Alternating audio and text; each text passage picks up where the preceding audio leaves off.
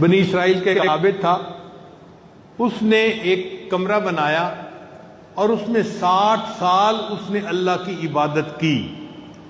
کتنی بڑی بات ہے، 60 سال تو ابھی بہت سارے لوگوں کی عمر ہی نہیں ہوئی، اس نے 60 سال اللہ کی عبادت میں اسی کمرے میں گزار دیے۔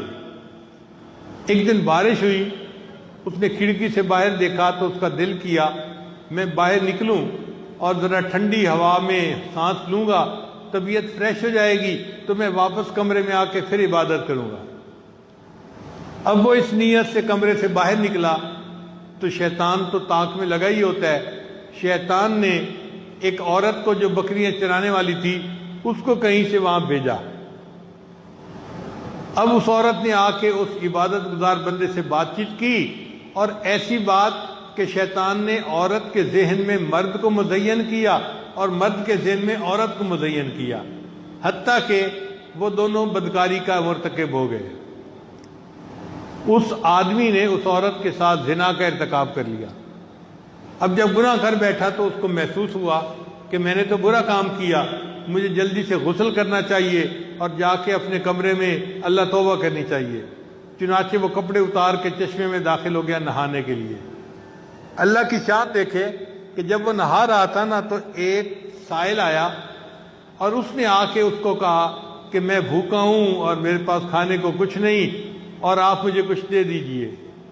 اب یہ بندہ نہا رہا تھا، کہہ سکتا تھا بھئی معاف کرو، ختم، مگر اس نے اس پہ ترس کھایا کہ بھوکا ہے اور یہ مجھ سے مانگ رہا ہے۔ اس نے اسے کہا یار میرے جبے کی جیب میں نا روٹی کا ایک خشک ٹکڑا ہے، تم وہی اس وقت لے لو اور کھا لو، بس یہی کچھ میں کر سکتا ہوں۔ چنانچہ سائل نے وہ روٹی کا ٹکڑا نکال کے چبا لیا اور چلا گیا۔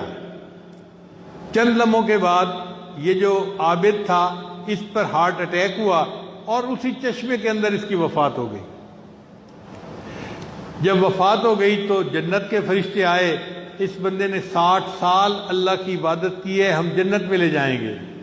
اور جہنم کے فرشتے بھی آ گئے، جس نے بڑا گناہ کیا ہے ہم اس کو جہنم لے کے جائیں گے۔ اب فرشتوں میں آپس میں بحث ہوئی کہ کیا کرنا چاہیے۔ انہوں نے کہا کہ اس کی نیکیوں اور اس کی برائیوں کا آپس میں توازن کر لیا جائے۔ چنانچہ جب انہوں نے ایک پلڑے میں نیکیاں ڈالیں اور ایک میں برائیاں ڈالیں تو زنا کا گناہ اتنا بھاری نکلا کہ 60 سال کی عبادت اس کے سامنے ہلکی ہو گئی۔ اب جب 60 سال کی عبادت ہلکی ہو گئی تو فرشتے کہنے لگے جی اس کو تو جہنم لے کے جانا ہے۔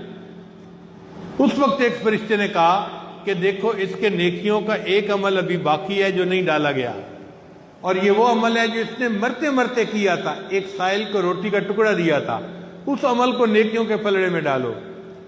چنانچہ اس روٹی کے ٹکڑے کو جب نیکیوں کے پلڑے میں ڈالا گیا وہ اتنا بھاری تھا کہ اللہ نے اس بندے کو اس کے صدقے جنت عطا فرما دی۔ اب بتائیے کہ 60 سال کی عبادت کام نہ آ سکی، روٹی کا ایک ٹکڑا جو کسی فقیر پہ ترس کھا کے اس کو دیا تھا وہ اس کی بخشش کا ذریعہ بن گیا۔